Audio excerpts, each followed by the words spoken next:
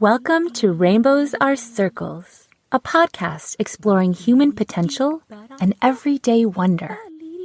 What possibilities open up for us when we explore life with optimism, curiosity, and an open mind? Join me, Julie Malari, as we wake up to wonder and speak with inspirational guests on the topics of personal development, alternative health, and even magical, mystical, yet often misunderstood practices. Are you ready?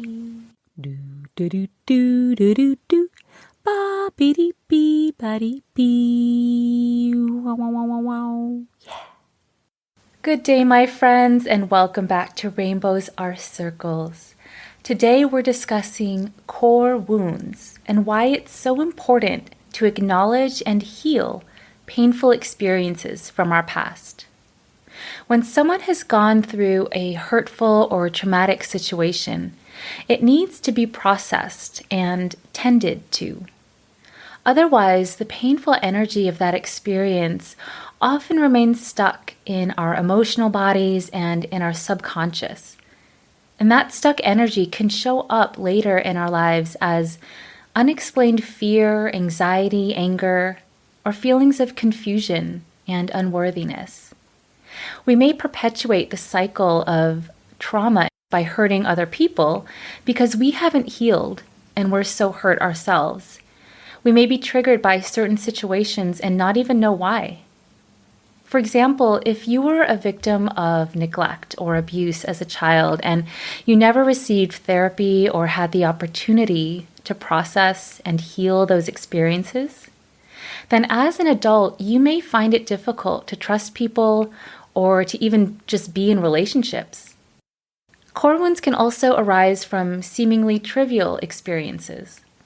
Maybe someone said that you had an awful singing voice when you were young, and now you never sing anymore. Or maybe you drew a picture that you were really proud of as a child, and someone told you that your drawing was stupid, and now you always say things like, "I'm not creative," or "I'm a terrible artist," or "I can't draw." Core wounds come in many shapes and forms, but what they all have in common is that they're painful experiences that went unacknowledged and unhealed. And now that pain continues to live within you and affect the way you think, feel, and act. The good thing is core wounds don't have to stay core wounds and affect our lives in a negative way. They can be healed if we create space for them and give them the attention and love that they need to help you feel whole again, and maybe even transform your wound into a gift that can serve others. To speak more on this topic today is our guest, Charlotte Eléa. I had the great fortune of meeting Charlotte last year in her Soul Purpose Activation program. She's one of the most potent healers I've ever worked with, and through my sessions with her, I was able to heal one of my own subconscious core wounds. The result of this healing was that I was able to release this long-held anxiety and irrational fear that I've been holding ever since I was a child. Charlotte is a spiritual and emotional healer, intuitive transformational guide, mystic seer, author, and rainbow dragon priestess of the One Heart.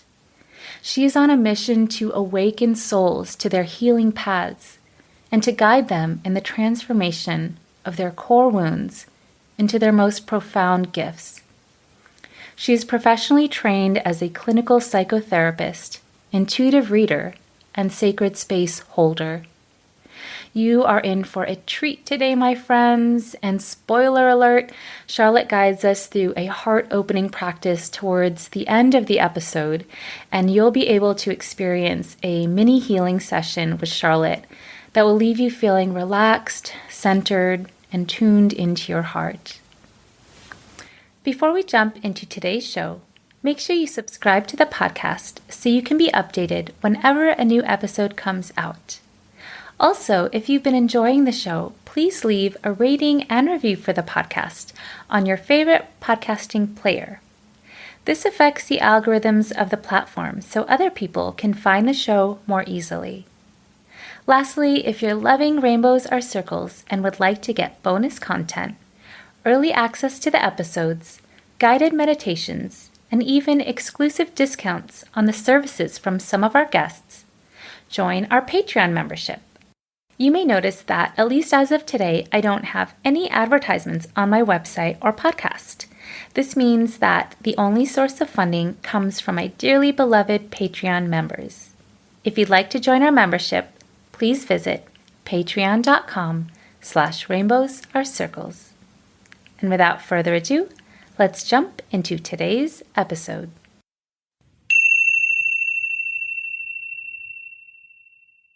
Good morning, Charlotte. Thank you so much for being here. Thanks for having me, Julie. It's a pleasure. So, Charlotte, you are a healer, a very powerful healer, as well as a priestess. What was life like for you growing up, and how did you start going down this path as a healer? So I've always been an incredibly high sensitive being and very empathic, meaning that as a child, I would feel just everything that everyone was feeling in my family. I mean, most of the time I was with my family, right? So I took on all the feelings and the emotions of my parents, my siblings, and was sort of the container for it, which was, as you can imagine, incredibly overwhelming. And I didn't have anybody to kind of help me navigate through that. So I had chronic stomach aches, and I spent a lot of time just by myself in the backyard, escaping into fantasy, into fairy realms, so that I could have a break from what really felt like a kind of an onslaught, right? Because there was a lot of pain in my family, and there was a lot of just intensity at my school and everywhere that I went. So I found escape through nature, through my friendships, through some really, really wonderful, close female friendships that I formed, which I believe was the seeds for me really devoting my life and my work to the divine feminine because of these wonderful female friendships that I formed as a child. And I later realized when I did begin my path through becoming a psychotherapist that I had been the healer for my family, that I had taken on, the depression of my mother and the anger of my father in an attempt to help heal them. And so many of us who are healers begin our paths that way in childhood, that we were the healers for our families.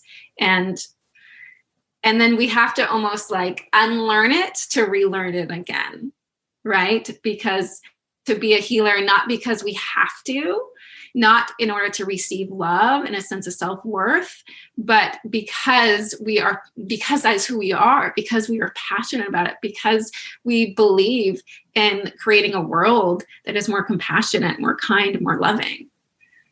Yes. You took on a lot of the feelings of your family and the people that you're around. That sounds like how you might call an empath. Is that what you would describe yourself as? Somebody very empathetic? Yes. A lot of people that are told that they're really sensitive when they're growing up are actually empaths. Is that correct? Yes, I think that there are two terms that are used, highly sensitive and empath, and one can be one and not both, but oftentimes one is both. Okay. Right? So highly sensitive, meaning that you are also attuned to sort of the sensing world. Empath is really about emotions and taking on other people's emotions, and highly sensitive can be sensitive to just other types of stimuli. And so like crowds and sounds and tastes and smells and all of that. Now, you mentioned that you were the healer for your family. How did you also take care of yourself if you were seeing a lot of pain in your family and people around you? Was it overwhelming at all? It was very overwhelming. And I have to say that I don't think I took care of myself very well, though I did find a place of, what's the word I'm looking for? Refuge in my female friendships. I was blessed and graced with a few very, very close friends who I'm still friends with today, where I could enter into almost like a different world with them, a world where it was playful, it was joyful, it was fantastical. It was that place of like childhood innocence, and so I could step into a different world. And that was the seeds of sort of the blooming the divine feminine within me, even as a child.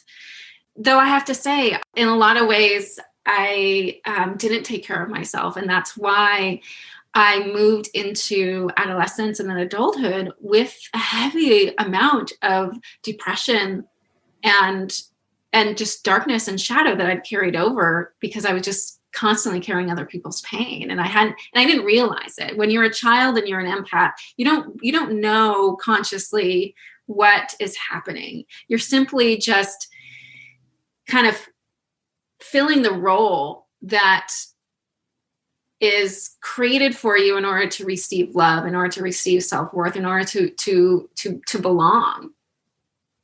At what point did you feel that you were beginning to heal yourself?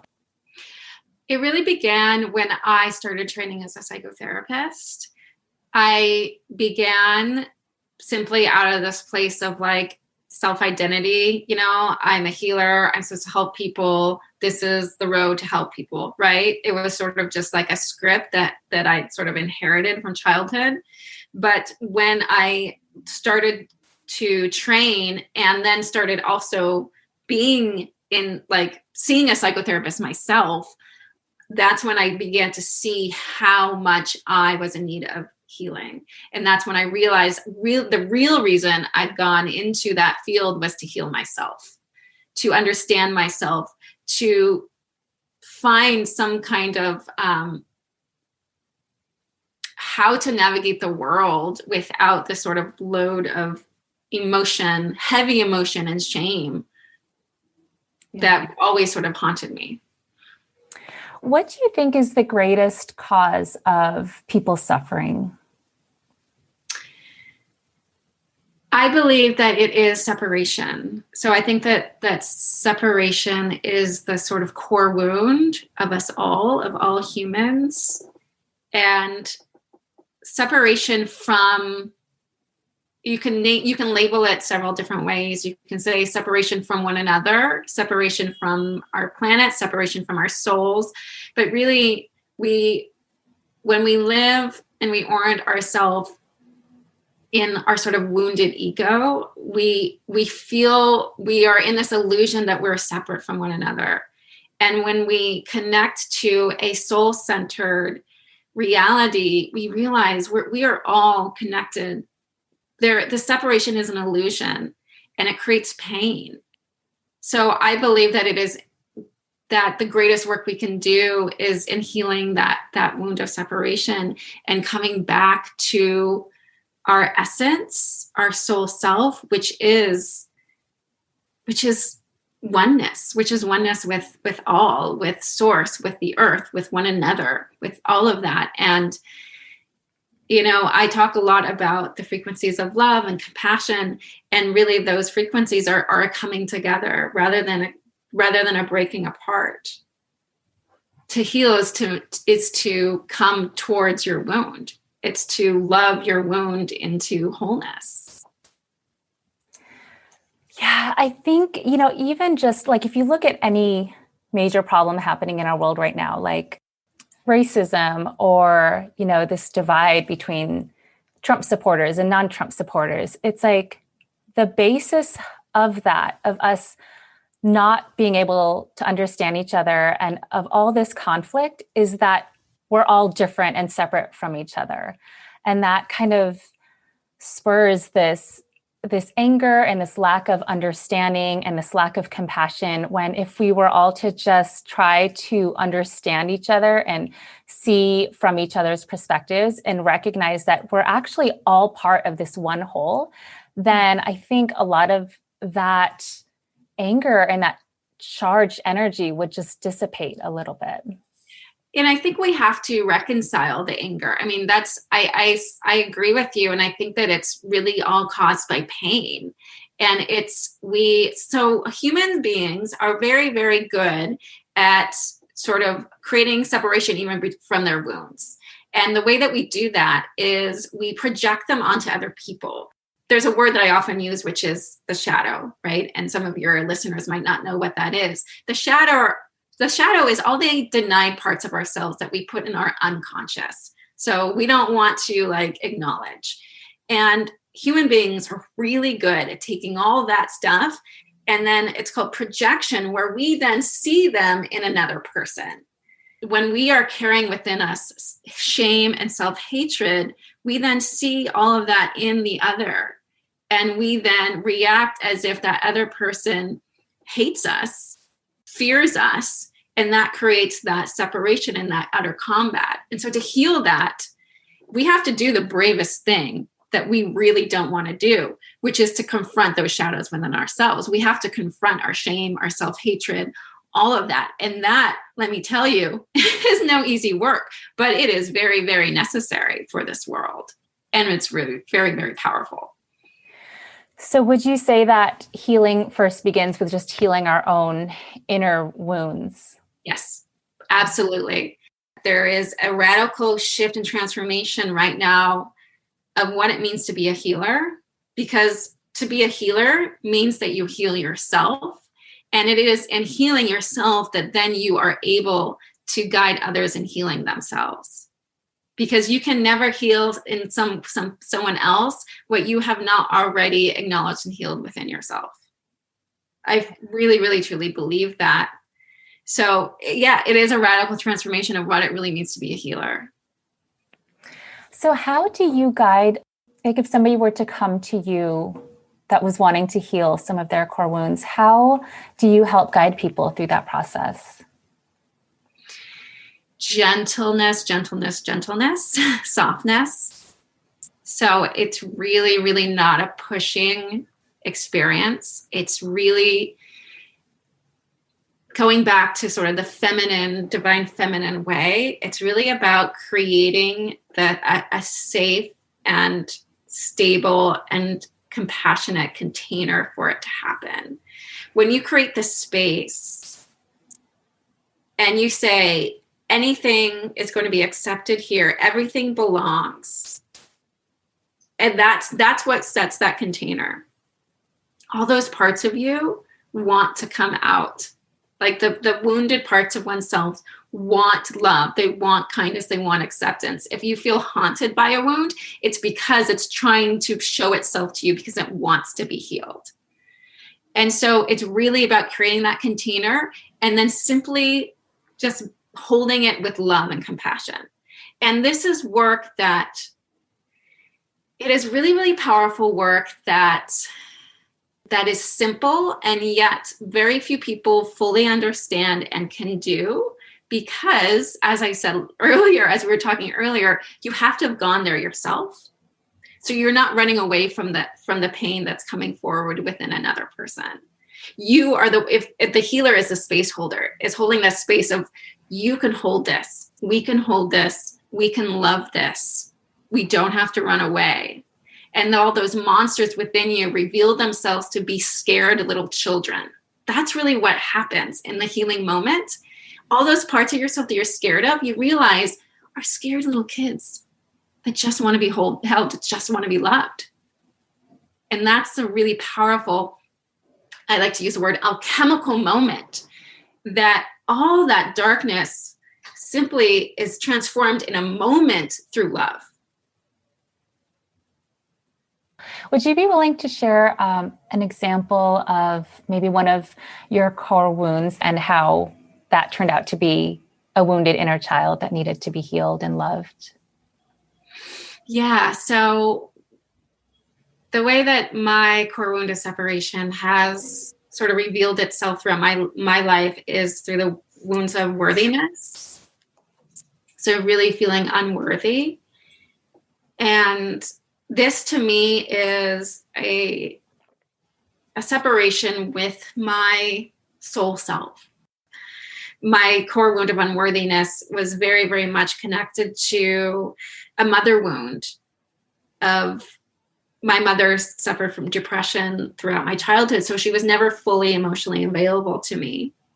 And so I always felt that there was something wrong with me, that I could never really fully receive her love.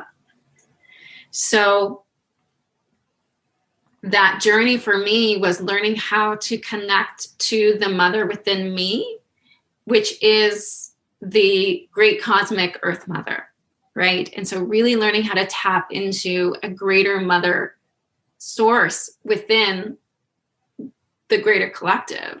Because again, when we remove that illusion of separateness, we can tap into that great mother who is all around us in this natural world and lives through us as well. And so when I was able to spiritually connect to my soul and reach into that great mother that lives within me, I learned how to remother my inner child and to give her the love, the belonging, the radical acceptance of all that she was feeling that she always needed.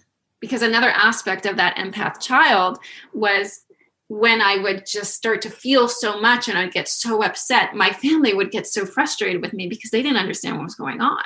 They didn't know that I was holding their emotions. They just thought I was being overdramatic and bratty. So that created those wounds of shame. So this turns into a gift because, I wrote a whole book on healing self-worth. Where core wounds turn into gifts is that you then have that healing power, because this is something that so many of us hold, right? These core wounds of unworthiness. And that then allows me to hold that space to heal that with other people. I'd like to just share my story of working with you, because you definitely have helped me through your soul purpose activation program, and also through a one-on-one session I had with you. You really helped me to acknowledge a core wound that I had from childhood that I didn't even realize was there. I'll share what that core wound is without going into too much detail. But, when I was growing up, I had this feeling that something that I did as a child was causing harm to someone in my family, even though that wasn't actually what had happened. It was the perception that I had. And so I wasn't even conscious, like fully conscious of that. I was really little when this happened. And I grew up constantly worried about this person in my family, constantly trying to protect them, constantly putting my needs last before this person, to the extent that it became really disruptive to my life. And through working with you, I realized that I had this experience when I was little. And that's why I was always trying to protect this person. And I was always afraid that something that I did would cause this person harm or even cause them to die. It actually started to manifest when I was little as OCD, as obsessive compulsive disorder. And I didn't know what was happening. And then as I got older, I started to realize that, this wasn't healthy, but I didn't really know what it was or what to do. But finally, when I met you last year and you helped me to understand where that wound was coming from and why it was there and how to love that little girl inside me that felt like she was the cause of this when she wasn't, it really helped me to release the anxiety that I had around causing harm to this person. It's helped me to release the OCD tendencies that I've had. And it's helped me to just learn to put myself and my needs first in a way that's healthy, while still being able to love this family member of mine. That has been going on my whole life. And only now this year have I been able to acknowledge and heal that inner child within myself. And it has been such a breath of fresh air, such a relief. And it's really allowed me to move forward in my life and in my relationship in a way that feels healthy and not so full of fear and anxiety. So I just want to say thank you for that. Oh, it's my pleasure. And I just want to say that theme of taking responsibility for other people's pain is so common. And so many of us carry that into adulthood without realizing it. Because as kids, we are, what's the word? There's a word for this, of being like utterly self-centered, where like everything in your, you cause everything to happen in your world. So kids are just like that naturally. And so then if there are other people who are close to you, who are in a lot of pain, and they don't explicitly say to you, this is not your fault, then those kids will end up thinking that they're responsible for it. And we go into adulthood without even remembering that. It lives in our unconscious. And until we unearth that, then we can really see, just as you powerfully did in that session, of like, oh, here's the link. Here's the link between this anxiety and this relationship. So yeah, it's a setting yourself free, and it's a setting that other person free as well. And so start to notice also, when we do this deep healing work for ourselves, that we set those other people that were involved, they actually, and this is the amazing thing about how we're all connected and how this is all energy, right? And the illusion is, or separation is an illusion, that those people, you'll notice those other people start to act differently as well, because you've just also helped them heal because you set them free. I'm so glad you mentioned that, because I have noticed a difference in how this person acts, and also acts towards me. What I didn't realize, me always trying to protect that person, it created a codependent relationship where that person then feels like they need me to protect them when they don't. And that actually is disempowering for that person. And so when I learn that that person's actually strong enough to take care of themselves and I don't need to protect them, and that actually isn't healthy for me either, then we can both be more empowered in our lives. Mm-hmm. And that's it's such a beautiful thing. Oh, yes, it is powerful. I know this work of really unknotting and cutting those cords of codependency. Oh my goodness. Yes. And for those of us who were empathic as kids, oh my goodness, codependency is a huge thing that we often come into adulthood with, because if we serve that role of being the healer, we received love in order to fulfill that role. And so we go into adulthood thinking that we have to rescue people in order to receive love, when, as you just said, in rescuing them, we're actually disempowering them, and we're not allowing them to fully step into their own sovereign, powerful selves. Yeah.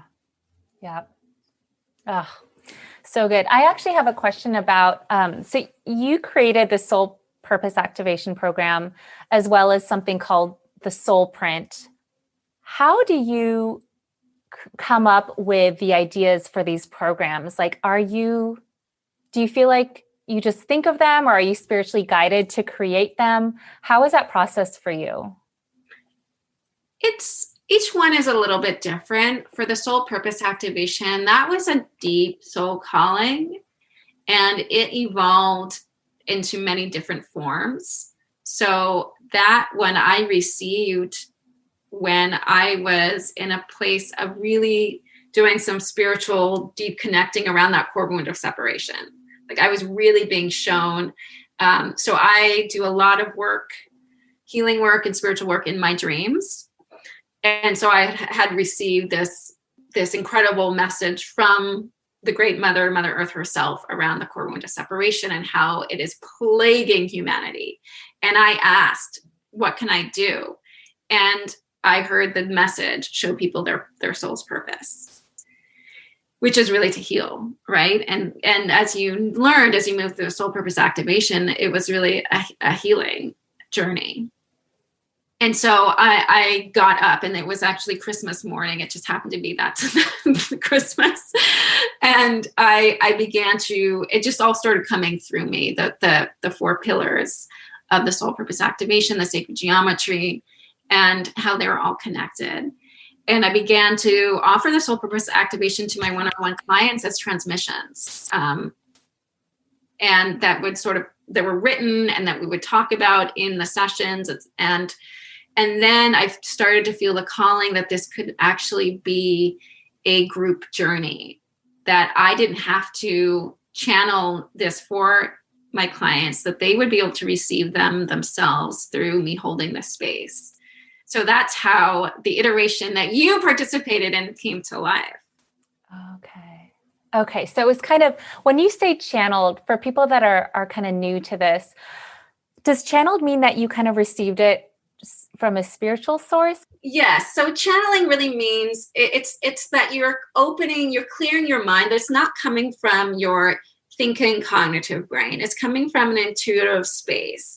And so you can channel your soul's voice. You can channel your heart's voice. You can channel your, grandmother who's passed voice. You can channel an ascended master, like spirit guide's voice. And so it's really connecting to a voice that's bigger than yourself, that's bigger than your sort of thinking ego mind voice, right? That's really what it means to channel. And that ties into the whole sense of unity and connectedness, because we are all connected to all of this. And that's why you're able to channel that. Exactly. Yes, exactly. Yeah. It's tuning into your psychic channels. So your clairaudience, your clairvoyance, those abilities of seeing and hearing and knowing beyond sort of your immediate five senses. Okay. So Charlotte, if people know that they have wounds from their past that they're wanting to bring to light and to heal, how would one even begin? That's such a beautiful question. And for me, it all begins in the heart. So it's really a softening, like I said before, softening and allowing process. And that is done through the heart. So all the emotions that we feel or are blocking ourselves from feeling really actually come through the heart. And compassion, acceptance, love, all of that also comes through the heart. So the heart is a powerful energetic center. And when we begin to really work with that energetic center, so not as much your physical heart organ, and rib cage, but your energetic portal. Though you will notice that the more you do begin to work deeply within your heart center of loosening, of softening, of releasing tension, energies, you will feel literal aches in your chest. So it's really starting to simply begin to come and bring your awareness, dropping your awareness into your heart and breathing there and softening there and allowing there and just allowing yourself to feel. And as you feel, whether what you're feeling is numbness or sadness or anger or extreme discomfort, whatever is coming up, just allowing it, just being present, just saying yes to it. That is such a different way of being than most of us are taught to be, because most of the time we're like in our heads and we're thinking and we're problem solving. But to actually start to draw that attention into our bodies and into our hearts can be very new for, and maybe a little bit even challenging for people. Yeah, no, it is. I agree. A lot of us we're so taught and tuned to live from the neck up, just in our head spaces. And starting to move into the heart is starting to move into the body. And yeah, we heal through the body. We don't heal in our heads. Would you be willing to walk us through an exercise to help us begin this process? Sure.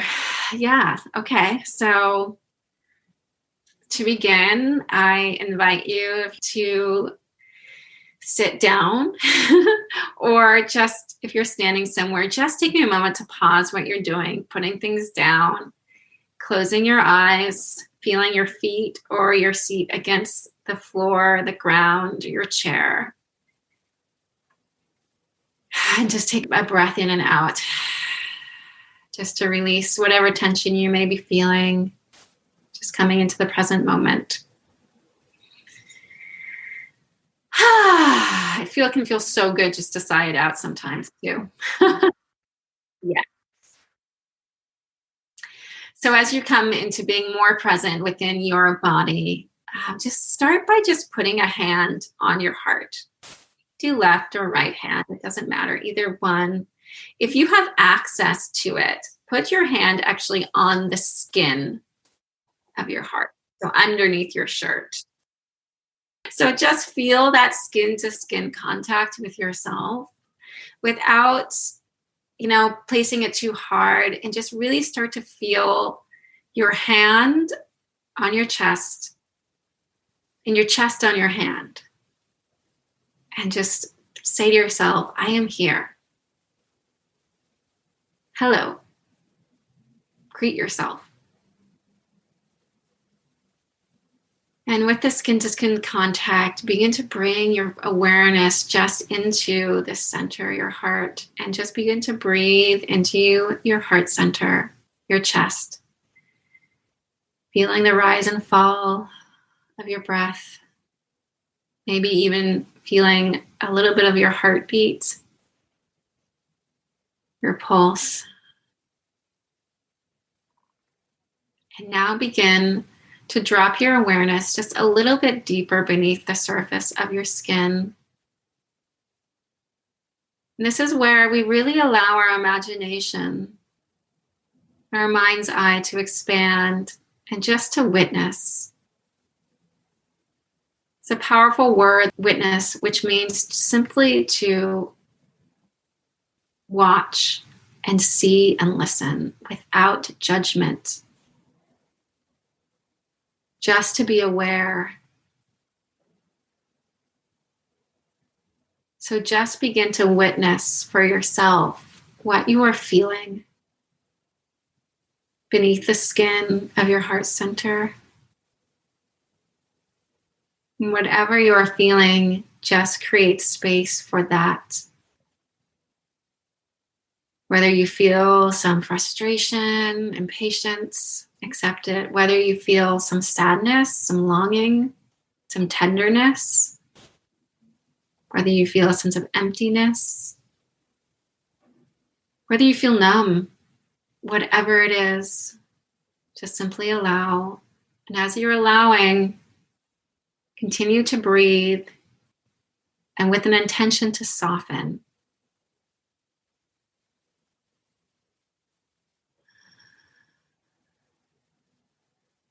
And with your awareness now, allow and feel your heart center begin to just expand and create more space.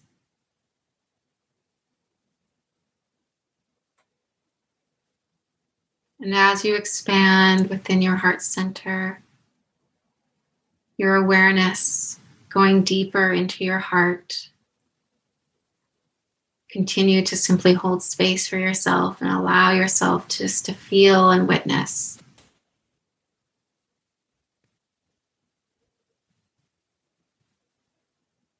And now we're going to play a little bit.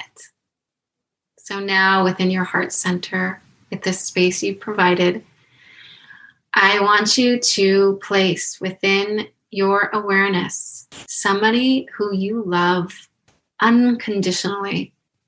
So this might be a child, it might be a furry friend, someone who that sense of unconditional love, just overpouring sense of love, is just really easy for you to tap into. So you don't need to do anything challenging right now. Just anybody, anyone, any being that you feel such a place of love with, place them in your heart center.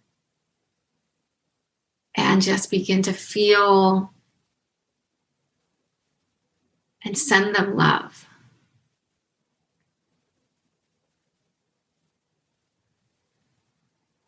Begin to feel this this vibration of love that you are now sending them, begin to see it as a pinky gold frequency.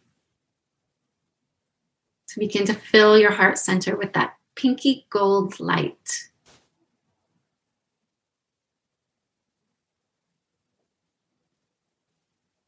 Allow it to fill all the crevices of your heart. Allow it to begin to soften and expand you even further.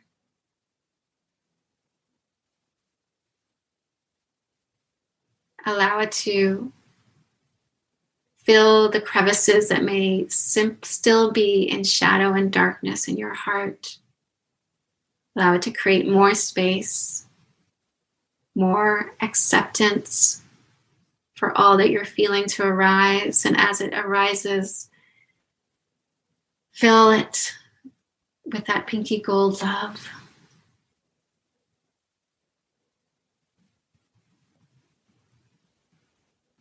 Allow that pinky gold light now to begin to burst out of your heart center and begin to travel down your arms into your hands, down your torso, all the way down into your hips, your thighs, your legs, and your feet. Allow it to spill upward into your throat, your third eye, into the top of your head. Allow it to just fill you. Allow it to now expand even beyond your physical body through the space that surrounds you.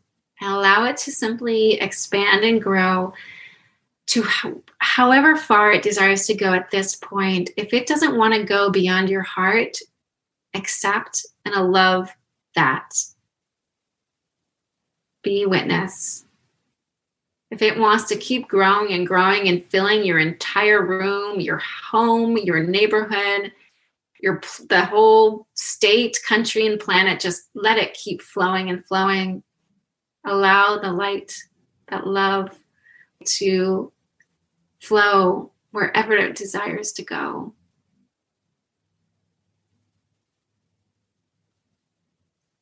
If you're feeling a sense in your heart or your body that light wants to go one place within you, let it go there. Continuing to tune into that frequency of love.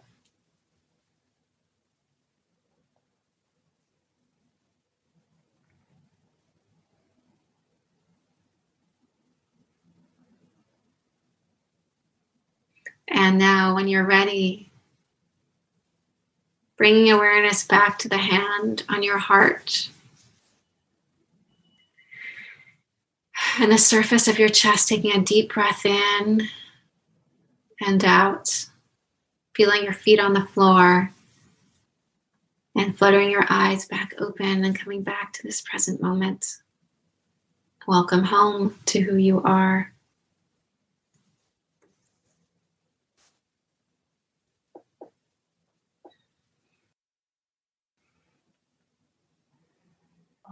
I didn't want to come back.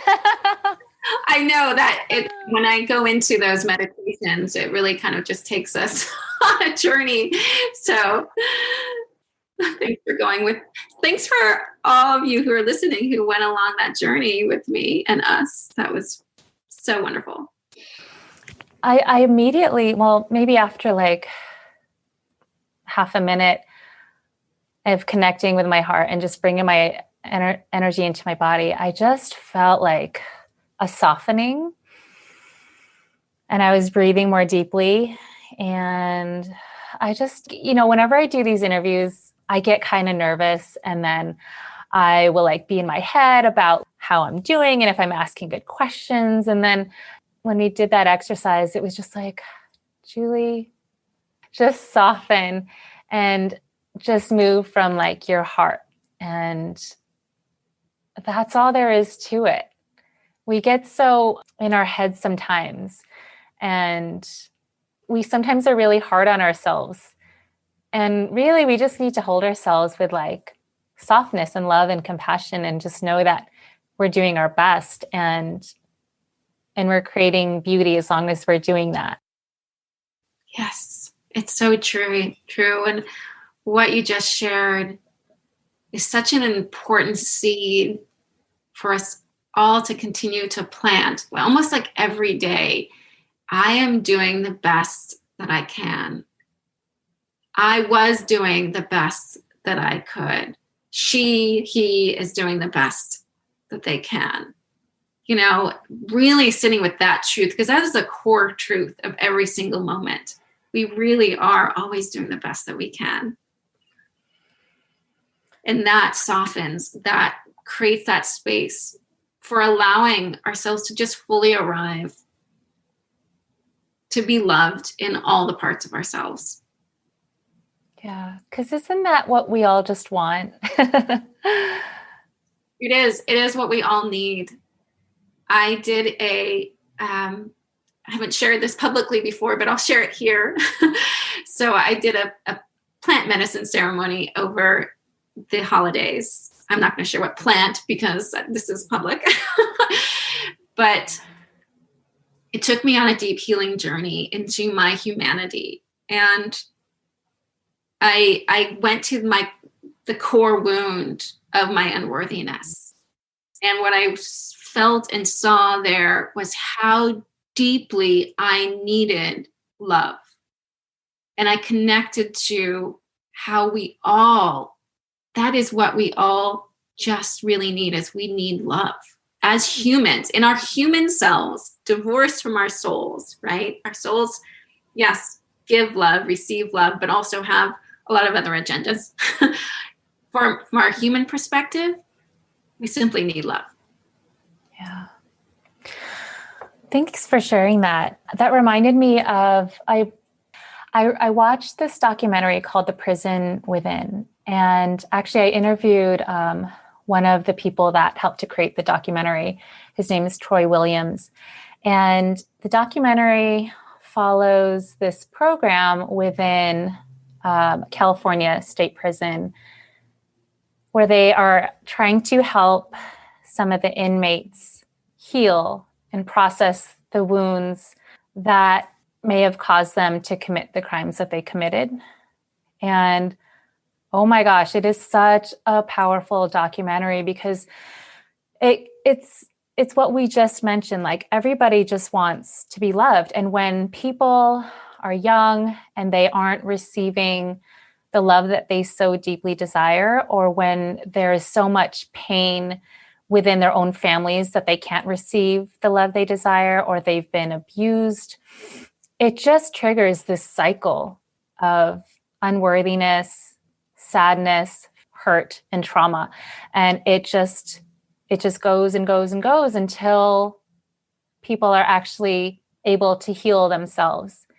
And this program in this documentary is really helping these people for the first time. Some of them have never had any sort of emotional help or psychiatric help before, and they're just treated, terribly because they've committed a crime, when really a lot of them just needed to address the trauma that they experienced when they were little, so they could heal from that, so that they could feel loved and love themselves and not feel the need to perpetuate this trauma and this violence.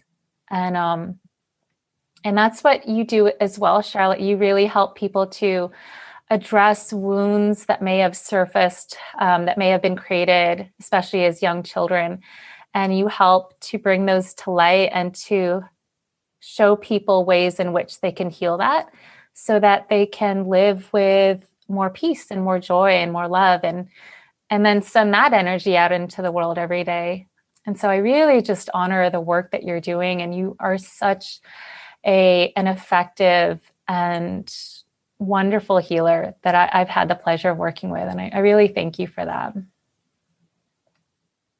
Thank you. And Julie, all of what you were saying, it's a reflection of yourself too, because you are also a very powerful healer in this world. Aww. Thank you. Charlotte, I wanted to do something real quick and real fun and new before we finish up today, because as I discovered in the soul print that you helped to create for me, One of the things that my archetypes has shown me is to incorporate more fun and play into my work. So we're going to do a fun little lightning round where I'm going to ask you 4 questions and you can just answer them within a few seconds or up to a minute. Okay. I'm ready. Okay.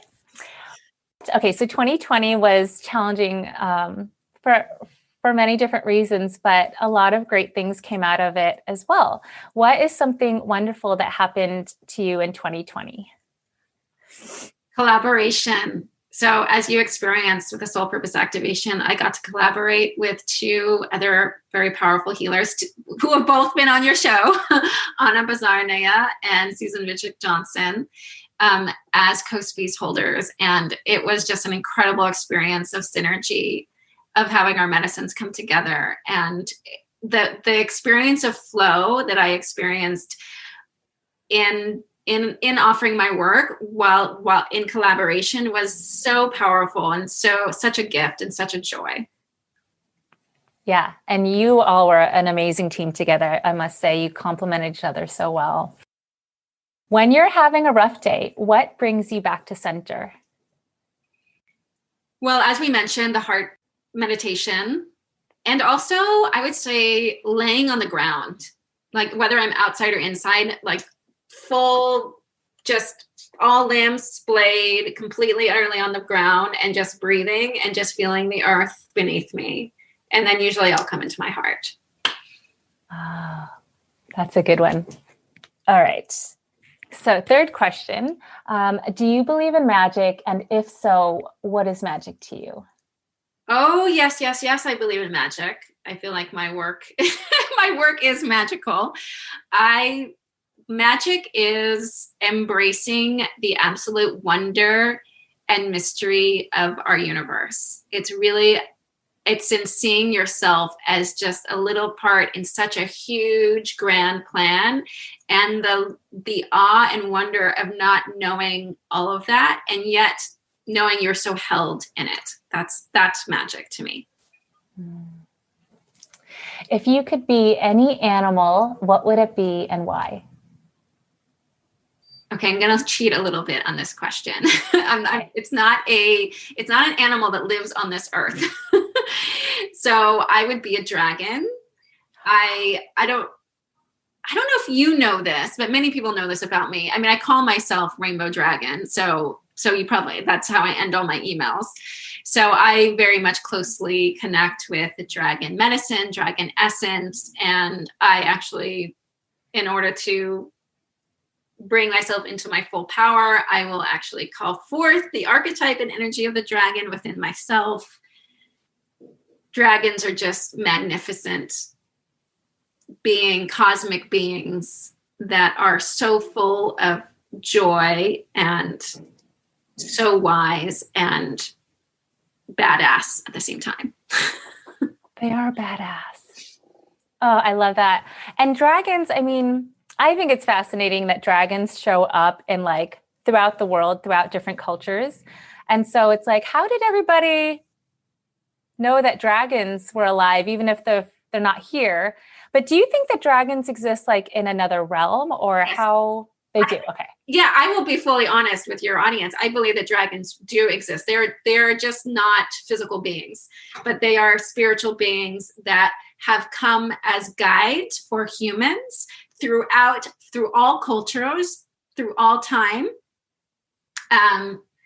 From Egypt to Kuan Yin, so you see these dragons coming through. So there are cosmic beings that are here to guide us in learning how to be fully in service to our soul selves while also being human and living on this planet. So they're a bridge to us to the cosmic realms. Yeah. Okay. So they exist in the cosmic realm. And do they exist physically in that cosmic realm? Does that even make sense? I don't know if that makes, they're beyond the 3D dimension. Okay. So we do see them. So this is why in different cultures you see them slightly differently, because I have been visited through visions, through dreams by dragons. And which is quite an experience because they are magnificent, fierce beings and they're huge. And that's how our human 3D like beings perceive them. Whether they see themselves like that, I don't know, right? Because they don't exist in the 3D. But the way that we see them is kind of takes on an archetypal form, which is like, with they're serpentine. Sometimes they always fly. Sometimes they have wings. Sometimes they don't. They have sort of a face that's like a kind of combination between a lion and a snake, Sometimes they breathe fire, sometimes they don't. Yeah. So. Okay. And they have scales that aren't like reptile scales. They have scales that are more like crystals or flower petals. What? Oh my gosh, they just got cooler. Both ways. They have the scales that are very like beautiful, precious items. So I've seen them with like kind of like the dragon that is behind me. I mean, I'm talking about dragons, and I just remembered I have a dragon behind me that is sort of like feathered, right? And then sometimes they are sort of almost like pearly, like almost like the most precious pearls and crystals as their scales. So they can come in also different forms like that. Oh my gosh. That makes them even more badass. It makes them magnificent. They're magnificent. So yeah, they really are. Well, Charlotte, if people want to reach out to you or perhaps work with you, what is the best way for people to find you? Oh, so I have a freebie, which is a series of 3 emails called the Spiritual Survival Guide. And it's really all about how to anchor your body, your mind, and your heart to your soul. So how to infuse your soul really into your human experience. So that's sort of a gift that I offer for free when you sign up to my email list. And then if you sign up to my email list, you'll also receive my weekly soul anchored transmissions, which are whatever I talk about the energies that are present in our collective that week that we can really, and how to really work with them from a soul embodied healing perspective. Your website is? It is the oneheart.org, and one is the numeral 1 rather than spelled out. Okay. And I do recommend that listeners sign up for Charlotte's newsletter, because every week it really does seem to have helpful tools for whatever seems to arise that week. And I suppose that's because it is sort of like is it like a channel transmission that you offer? Yeah, it's sort of combo of both because I'm an empath and highly sensitive being. It's often what is arising for me personally, and what I've learned in my work. If it's arising for me, it's arising for my community, right? And so sometimes it comes through as like a very specific transmission to give through my dreams, but sometimes it simply arises from my own personal experience. And that's often the most powerful way it can come through, because then I also share my personal experience with whatever I'm moving through and offer some tools for that. All of this information will also be on the show notes page at rainbowsarecircles.com. And I think that's about it. Thank you so much for joining us, Charlotte. It's been a true pleasure. Oh, it's been such a pleasure. Thank you, Julie. Boop, boop, boop, boop, boop, boop, boop, boop, boo. Well, my dear friends, if you feel inspired to work with Charlotte through your own healing process, definitely reach out to her. She holds space that is truly loving, accepting, and supportive, and I could not recommend her enough. If you enjoyed the heart-opening meditation, Patreon supporters can access just that little 10-minute segment by itself, so you can easily come back to it without having to scroll through the entire episode. If you'd like to support the show and receive special promos and content, Just visit patreon.com/rainbowsarecircles. Thank you so much for tuning in, everyone. Until next time, have a very magical day. Bam, ba, bam, bam, ba, bam, bam. Bam, ba, bam, bam, ba, bam, bam. Wow, wow, wow, wow, wow. Rainbows are circles.